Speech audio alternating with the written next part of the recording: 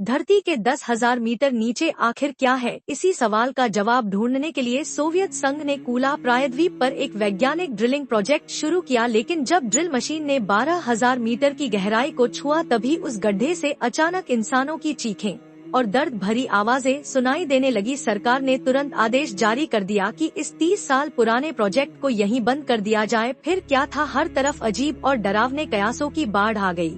इस फिल्म का पहला हिस्सा एक सच्ची घटना पर आधारित है, लेकिन बाद का हिस्सा इतना रहस्यमय है कि आज तक उसकी सच्चाई को कोई साबित नहीं कर पाया। तो चलिए बिना देरी के शुरू करते हैं।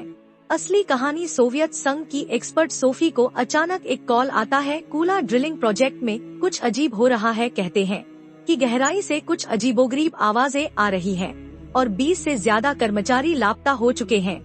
काम तुरंत रोक दिया गया है और अब सोफी से उम्मीद की जा रही है कि वह इस रहस्य से पर्दा उठाए। सोफी बिना समय गंवाए सीधे कूला प्रायद्वीप के लिए रवाना हो जाती है, लेकिन जैसे ही उसकी फ्लाइट लैंड करती है वह माहौल में कुछ गड़बड़ महसूस करती है। हर तरफ हथियारों से लैस सैनिक तैनात है। एक थका हारा वैज्ञानिक लड़खड़ाते हुए उसकी ओर बढ़ता है। तभी हेलीकॉप्टर में तैनात सैनिकों को कुछ अजीब लगता है और वह अलर्ट हो जाते हैं और अगले ही पल वही वैज्ञानिक अपने शरीर में बंधी ग्रेनेड को ब्लास्ट कर देता है। सोफी भी धमाके की लहरों की चपेट में आ जाती है, लेकिन किस्मत से वो और बाकी लोग सिर्फ कांच के टुकड़ों से जख्मी होते हैं। पता चलता है कि वो वैज्ञानिक खदान में ही काम करता था। सोफी फौरन उसके शरीर से एक सैंपल लेती है, लेकिन असली चौंकाने वाली बात तब सामने आती है जब उसका सामान्य सा मांस का टुकड़ा टेस्ट ट्यूब में डालते ही अचानक सफेद पाउडर में बदल जाता है। अब सोफी को यकीन हो जाता है कि यह हादसा किसी साधारण दुर्घटना का नतीजा नहीं है। वह बाकी बचे खदान कर्मचारियों की भी जांच करती है। उनके शरीर में कोई गड़बड़ी नहीं मिलती, लेकिन हर एक के चेहरे पर एक अजीब सी दहशत साफ नजर आती है, मानो उन्होंने वहाँ किसी भयानक चीज का सामना किया हो। इसी डर और जिज्ञासा के बीच सोफी और बाकी जांच टीम साइट मैनेजर की अगुवाई में गहराई से सच्चाई का पता लगाने निकल पड़ती है। धीरे धीरे सभी लोग खदान की गहराई में जाने वाली लिफ्ट की ओर बढ़ते हैं।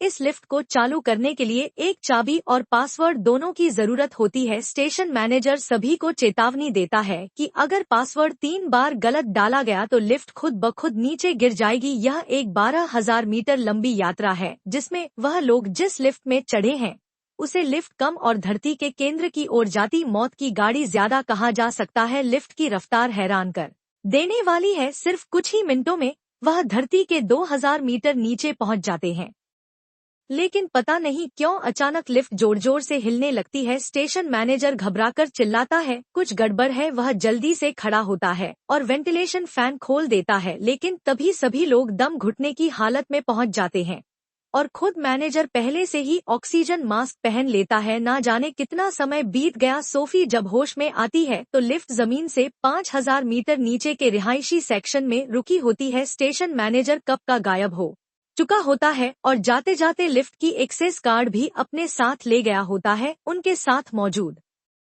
एक स्टाफ मेंबर जो ऐनक पहने हैं वह बताता है कि अगर हमें 12,000 मीटर नीचे के वर्किंग जोन में जाना है तो हमें दूसरी लिफ्ट लेनी होगी। अब हालात यह है कि चाहे वह लोग आगे की जांच करना चाहें या फिर वापस लौटना चाहें, हर सूरत में उन्हें पहले मैनेजर को ढूंढकर लिफ्ट कार्ड वापस लेना ही होगा, वरना उन्हें सिर्फ सीढ़ियों से ही ऊपर जाना पड़ेगा। सैनिक तुरंत रिहायशी सेक्शन की तलाशी लेते हैं।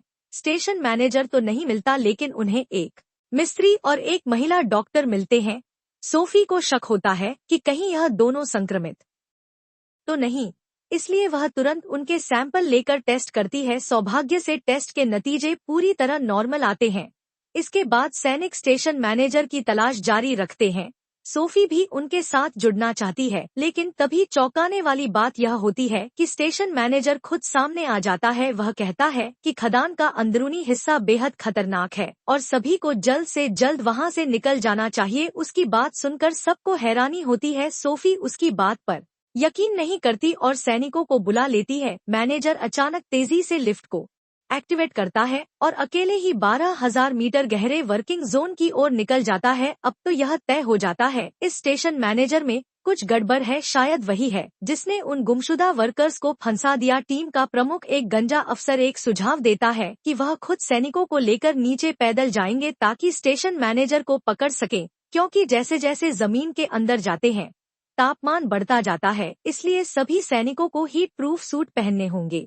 लेकिन तभी जब वह सभी पैदल रास्ते में दाखिल होने ही वाले थे, वह भारी दरवाजा अपने आप खुल जाता है। अंदर से एक सफेद कपड़ों में महिला बाहर निकलती है। चश्मा पहने व्यक्ति सबको बताता है कि यह भी उसी खदान में काम करने वाली एक वर्कर है, लेकिन अब इसकी मानसिक स्थिति ठीक नहीं है। शुरुआत से लेकर अब तक एक शब्द नहीं बोली है। सोफी को हैरानी होती है कि इतनी गहराई में इतनी गर्मी के बीच यह महिला कैसे जिंदा बची रह गई। वह उसका फुल बॉडी चेकअप करने का फैसला करती है, लेकिन जैसे ही उसकी पीठ पर से कपड़ा हटाया जाता है, हर कोई चौंक कर अपनी आंखें फाड़ लेता है। उस महिला की पीठ पर भयानक फफोले उगे होते हैं, मगर हैरानी की बात यह कि उसे जरा भी दर्द नहीं हो रहा था, जैसे कि यह फफोले उसके शरीर का ही हिस्सा हो। सोफी बहुत सावधानी से उसका एक ऊतक सैंपल लेती है और जब उसे माइक्रोस्कोप से देखती है तो पाती है कि यह कोई अनजानी फफूंदी फंगस है जो बेहद तेजी से फैलती है। मगर असली डरावनी बात तो अब सामने आती है। महिला के हाथ अपने आप मरोड़ने लगते हैं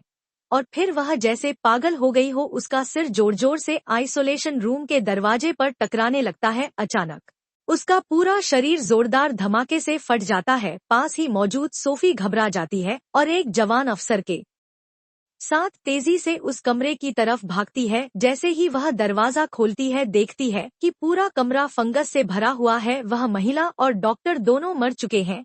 सोफी उनका सैंपल लेना चाहती थी, लेकिन तभी उन लाशों से अचानक भारी मात्रा में फफूंदी के बीज निकलते हैं जो पल भर में पूरा कमरा भर देते हैं। शुक्र है सोफी ने फुर्ती से गैस मास्क पहन लिया और उसी वक्त मिस्त्री कमरे का दरवाजा खोलकर उसे बाहर खींच लेता है, मगर मिस्त्री की हालत बहुत खराब होती है। शायद वह भी फंगस से संक्रमित हो चुका है। एकमात्र राहत की बात यह थी कि सोफी के पास अब एक बेहद कीमती सैंपल था। जब उसने उसका परीक्षण किया तो पता चला कि यह फंगस ठंड से बहुत डरती है और यह इंसानी शरीर में जीशिंग यानी परजीवी की तरह रह सकती है, लेकिन अगर इसे ठंडे माहौल में डाला जाए वह तुरंत सफेद पाउडर में बदल जाती है और अपनी सारी सक्रियता खो देती है। माना जाता है कि लाखों साल पहले यह जीव दुनिया को तबाह कर सकते थे, मगर सौभाग्य से तभी पृथ्वी पर बर्फीला युग आ गया, जिसकी वजह से यह फफूंदी ठंडी मिट्टी में जमकर हमेशा के लिए दब गई। संक्रमित युवा अधिकारी वहीं तय करता है कि वह कभी भी जमीन के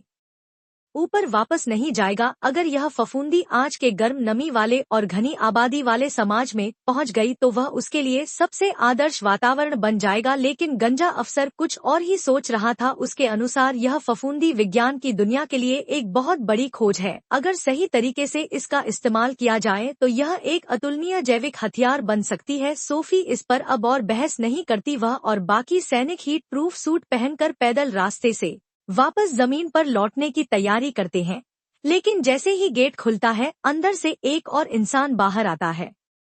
वह वही सैनिक था जिसे नीचे स्टेशन मैनेजर को पकड़ने भेजा गया था। अब उसकी एक बाजू गायब है, चेहरे पर डर के सिवा कुछ नहीं, जैसे उसके पीछे कोई भयानक चीज उसका पीछा कर रही हो। गंजा अफसर तुरंत चिल्लाता है, गेट बंद करो, और तभी अंदर से जोरदार टकराने की आवाजें आने लगती हैं। सबके चेहरे पर डर साफ नजर आता है और सब भागकर वापस जीवन क्षेत्र में लौट जाते हैं। अब जब रास्ता बंद हो गया है और लिफ्ट भी बेकार हो चुकी है तो अब उनकी जिंदगी और मौत के बीच कोई और विकल्प नहीं बचा। तभी लिफ्ट मिस्त्री सामने आता है और कहता है, हम बिना कार्ड के भी लिफ्ट चला सकते हैं। हालांकि उस प्रक्रिया में लिफ्ट पूरी तरह फ्री फॉल यानी नीचे गिरती रहेगी और आखिरी पल में ब्रेक मारकर अगर सही समय पर किया गया तो लिफ्ट सीधे 12,000 मीटर की गहराई पर रुक सकती है। फिर वहां से स्टेशन मैनेजर को ढूंढकर कार्ड वापस लिया जा सकता है और सब वापस जमीन पर आ सकते हैं। अब जब कोई रास्ता नहीं बचा था तो सभी लोग भारी मन से लिफ्ट में दाखिल हो जाते हैं। बाकी बचे सैनिक, कुछ नागरिक और संक्रमित युवा अधिकारी पीछे रुकते हैं ताकि उस भयानक जीव को रोका जा सके। और जो नीचे लिफ्ट में जा रहे हैं वो है सोफी, मिस्त्री, गंजा अफसर और चश्मा पहनने वाला वैज्ञानिक। पहले से बनाए गए प्लान के मुताबिक कुछ हल्के झटकों के साथ वे सभी लोग सुरक्षित रूप से सबसे निचले स्तर पर उतर आते हैं। जैसे ही लिफ्ट का दरवाजा खुलता है सभी लोग एक साथ ठिठक जाते हैं।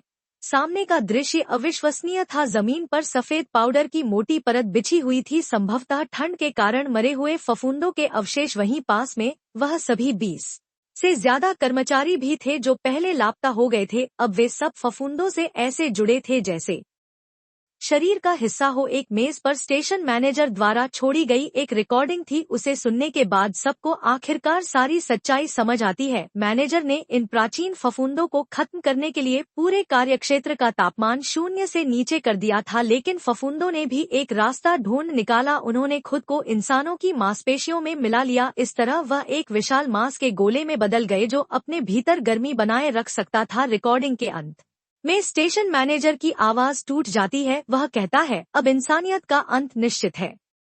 मैं अब फफूंदों के घोंसले में जा रहा हूँ। शायद वहीं मर सकूं। कोई भी उसे रोक नहीं सकता था, लेकिन दिक्कत यह थी कि उसका पास लिफ्ट कार्ड भी था। सोफी तुरंत हीट प्रूफ सूट पहनकर उसे बचाने निकलना चाहती है, लेकिन तभी गंजा अफसर रास्ता रोकता है। वह कहता है, तुम्हारी जरूरत जमीन पर ज्यादा है। इतना कहकर वह खुद सुरंग की तरफ बढ़ जाता है। 5 मिनट बीत जाते हैं, लेकिन गंजा अफसर अब तक नहीं लौटा। सोफी को कुछ ठीक नहीं लग रहा। वह झट से हीट प्रूफ सूट पहनती है और बाहर की ओर दौड़ जाती है। तेज गर्म हवाओं की टक्कर उसे लगभग गिरा देती है, लेकिन खुद को संभालते हुए वह थोड़ा आगे बढ़ती है, जहां उसे जमीन पर गिरा पड़ा गंजा अफसर दिखता है। उसके हाथ में लिफ्ट कार्ड था, लेकिन वह खुद वापस लौटने में नाकाम रहा। सोफी जैसे ही कार्ड उठाकर पलटती है, उसकी नजर सामने पड़ती है एक गहरी लाल रंग की फफूंद की दीवार पर। यह बेशक फूंदों का घोंसला था। सोफी हिम्मत जुटाती है और किसी तरह वहां से भागकर वापस वर्क जोन में पहुंचती है। मिस्त्री तुरंत उसका जख्म चेक करने लगता है। तभी चश्मा पहनने वाला आदमी अचानक बंदूक निकालता है और मिस्त्री की जांघ में गोली मार देता है। उसने सोफी को घूरते हुए कहा, कार्ड दे दो अभी। असल में चश्मा पहनने वाले आदमी की असली मंशा थी वैज्ञानिक दुनिया में नाम कमाना। वह फफूंदों को धरती की सतह तक ले जाकर उनका खुलासा करना चाहता था। सोफी ने उसे कई बार समझाया कि ऐसा करना मानव सभ्यता के विनाश का कारण बन सकता है, मगर चश्माधारी ने कुछ नहीं सुना। उसने बंदूक की नोक पर दोनों को फिर से रहने वाले जोन की तरफ चलने को मजबूर किया। उसे याद था कि वहाँ एक भयानक जीव भी मौजूद है, इसलिए उसने सोफी को आगे चलने को कहा। लेकिन कहते हैं, बुरे काम का बुरा नतीजा होता है। वह राक्षस पीछे से आ गया और वहीं के वहीं चश्माधारी को निगल गया। सोफी ने तेजी से रिएक्ट किया। राक्षस को चकमा देते हुए उसने घायल मिस्त्री को बचाने की कोशिश की और भागते भागते एक ठंडे कमरे तक पहुंची। वहां उसने आधी बोतल बोध का पी, फिर बर्फ जैसा ठंडा पानी अपने ऊपर उड़ेला। अब उसका शरीर अत्यधिक ठंडा हो चुका था। वो धीरे धीरे राक्षस के पास गई और चश्मा पहनने वाले की जेब से लिफ्ट कार्ड निकाल लिया। सोफी अब देर नहीं करना चाहती थी। उसने घायल मिस्त्री को संभाला और दोनों ने मिलकर लिफ्ट की ओर दौड़ लगाई। रास्ते में उसका शरीर धीरे धीरे गर्म होता गया, जिससे फफूंद को पता चल गया और असली भयानक चेहरा सामने आ गया। दोनों ने जान की बाजी लगाकर लिफ्ट के अंदर छलांग मारी और ठीक वक्त पर दरवाजा बंद कर दिया। मगर कहानी अभी खत्म नहीं हुई थी। लिफ्ट ऊपर जा रही थी, तभी किसी ने उसका नाम पुकारा। वो आवाज थी उस युवा अफसर की जो पहले फफूंद से संक्रमित हो चुका था। अब उसके पूरे शरीर पर बेलें लिपटी हुई थी। वह पूरी तरह फफूंद से एक हो गया था। हवा में एक तेज सड़ा भरी गंध फैल गई थी। सोफी अब यह भी नहीं जानती थी कि क्या वह खुद संक्रमित हो चुकी है या नहीं, लेकिन एक बात वह पक्के तौर पर जानती थी, लिफ्ट को किसी भी कीमत पर धरती की सतह तक नहीं पहुंचने देना है। उसने जानबूझकर लिफ्ट का पासवर्ड गलत डाला, जिससे कि लिफ्ट की सेल्फ डिस्ट्रक्ट प्रक्रिया चालू हो जाए, मगर मिस्त्री यह कुर्बानी देने को तैयार नहीं था। वह चाहता था कि वह जिंदा बचे, इसलिए दोनों में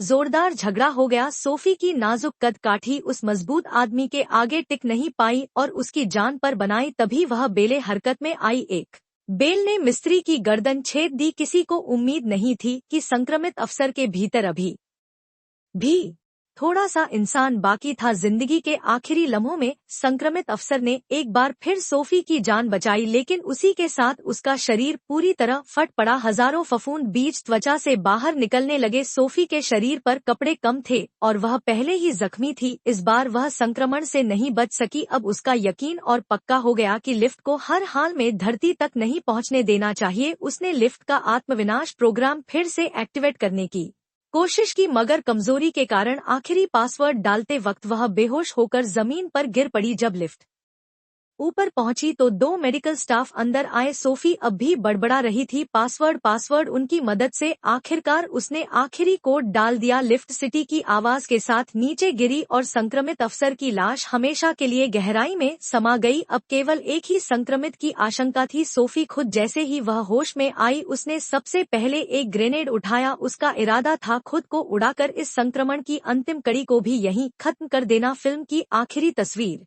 ग्रेनेड की सेफ्टी पिन खींचने की आवाज थी, जो शुरू की आत्मघाती घटना से पूरी तरह मेल खाती थी। अब यह अंदाजा लगाया जा सकता है कि फिल्म की शुरुआत में खुद को उड़ाने वाला शायद एक वैज्ञानिक ही था जो पहले ही फफूंद से संक्रमित हो चुका था। इस फिल्म में कई किरदार अपने प्राण त्याग कर संक्रमण को रोकने में जुटे रहे, यहाँ तक कि वह स्टेशन मैनेजर भी, जो शुरुआत में विलेन लगता था। पूरी कहानी से एक जबरन भावुकता झलकती है। क्या यह लोग कभी बातचीत करके कोई हल नहीं निकाल सकते थे? बहुत से मसले सीधे संवाद से सुलझ सकते थे, मगर यहाँ या तो कोई कुछ नहीं कहता या जो कहता है वह भी अधूरा। इन लोगों में कुछ ज्यादा ही एक्शंस स्पिरिट थी। थोड़ा सा असहमत क्या हुए सीधे गोलियों और ब्लास्ट पर उतर आते थे। पता नहीं यह स्क्रिप्ट की कमजोरी थी या फिर जंगली सोच रखने वाली कौम की खासियत। खैर, आज की कहानी यहीं तक। अगर आपको यह पसंद आई हो तो नीचे कमेंट करके बताएं और मिलते हैं अगले एपिसोड में। अलविदा।